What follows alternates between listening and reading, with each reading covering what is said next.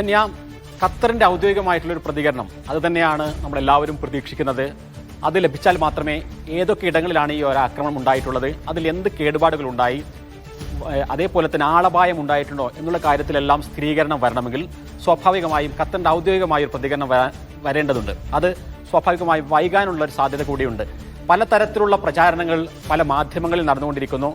ഹമാസിൻ്റെ നേതാക്കളെയാണ് ലക്ഷ്യമിട്ടത് എന്ന് ഇസ്രായേൽ പറയുന്നുണ്ട്.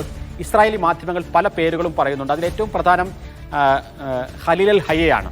സ്വാഭാവികമായും ഹമാസിൻ്റെ തലപ്പത്തിരിക്കുന്ന ഒരു നേതാവ് എന്ന നിലയിൽ ഖലീൽ ഹയ്യയെ കൂടി വധിച്ചു കഴിഞ്ഞാൽ ഇസ്രായേലിന് അവരുടെ പ്രധാനപ്പെട്ട നേതാക്കളെയെല്ലാം ഞങ്ങൾ കൊന്നുകളഞ്ഞു എന്ന് പറയാനുള്ള ഒരു അവസരം ഞാൻ നേരത്തെ സൂചിപ്പിച്ചതുപോലെ തന്നെ ഉണ്ടാകും.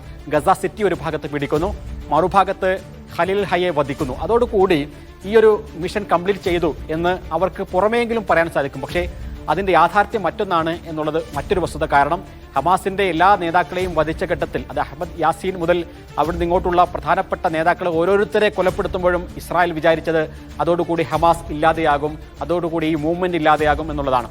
പക്ഷേ അതിനെല്ലാം ശേഷം അതിനേക്കാൾ കരുത്തരായ പുതിയ നേതാക്കൾ ഹമാസിന് കടന്നു വരുന്നതും നമ്മൾ കാണുന്നതാണ്.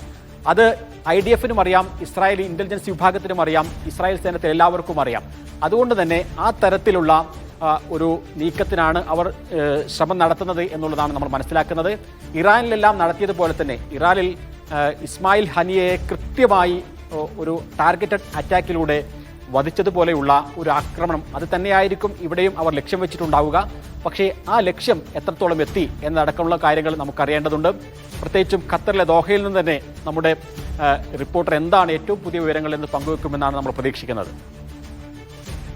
അബ്ബാസ് കൂടി ചേരുന്നുണ്ട്. അബ്ബാസ്, എന്താണ് അവിടെ നിന്ന് ലഭിക്കുന്ന വിവരങ്ങൾ? ഇതിൽ നമുക്ക് പ്രധാനമായിട്ട് അറിയേണ്ടത് എത്രത്തോളം വലിയ നാശനഷ്ടം ഉണ്ടായിട്ടുണ്ട്, ആളപായമുണ്ടോ എന്നൊക്കെയുള്ള കാര്യങ്ങളാണ്. ഏതൊക്കെ സ്ഥലങ്ങളിൽ, എത്ര സ്ഥലത്ത് സ്ഫോടനം കേട്ടു എന്നൊക്കെയുള്ള കാര്യങ്ങളിൽ വലിയ ആശങ്കയുണ്ട്. എന്താണ് ഇപ്പോൾ ലഭിക്കുന്ന വിവരങ്ങൾ?